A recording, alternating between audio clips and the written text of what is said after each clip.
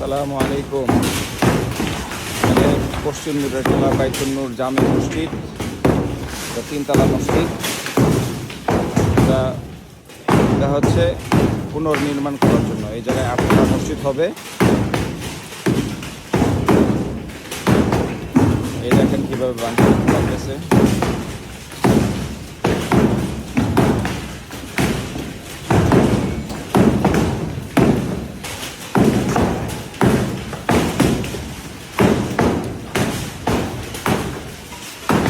মসজিদ নির্মাণে 313 জনের প্রত্যেক দিনের থেকে 1 লক্ষ টাকা করে নেওয়া হবে দান হিসেবে।